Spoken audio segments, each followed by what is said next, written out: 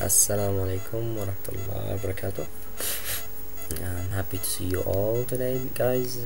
Today we have a question: what does Islam guarantee human? How does Islam guarantee human rights? I think we talked about this question last. I remember last time. Today, the question will be changed, and we will talk about Islam in the United States. Actually, it's not a question, it's just a comment. It is almost impossible to generalize about American Muslims. Converts, immigrants, factory workers, doctors, all are making their own contribution to Americans' future. This complex community is unified by a common faith, underpinned by a countrywide network of 1,000 mosques. Muslims were early arrivals in North America. By the 18th century, there were many thousands of them working as slaves on plantations. These early communities, cut off from their heritage and families, inevitably lost their Islamic identity as time went by. Today, many Afro-American Muslims play an important role in the Islamic community.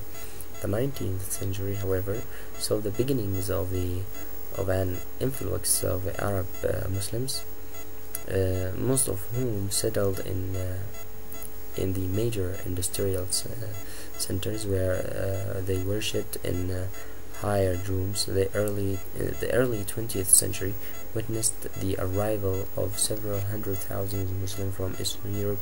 The first Albanian mosque was opened in Maine in 1915. Others soon followed, and a group of Polish Muslims opened a mosque in Brooklyn in 1928.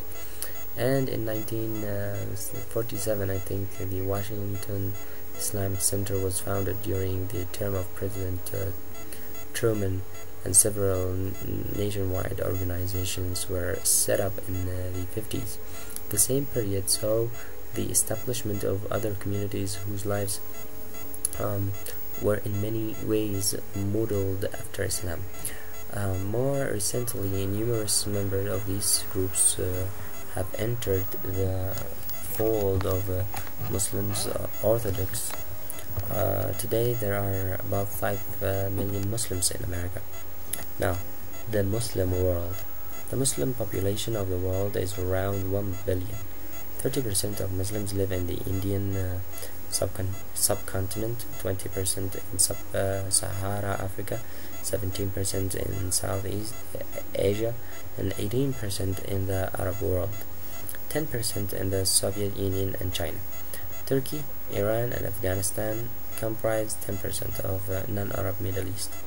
Although there are Muslim minorities in almost every area, including Latin America and Australia, they are most numerous in the Soviet Union, India, and Central Africa. There are also 5 million Muslims in the United States. Allah says in the Holy Quran, "O mankind, we created you from a single soul, male and female, and made you into nations and tribes, so that you may know one another.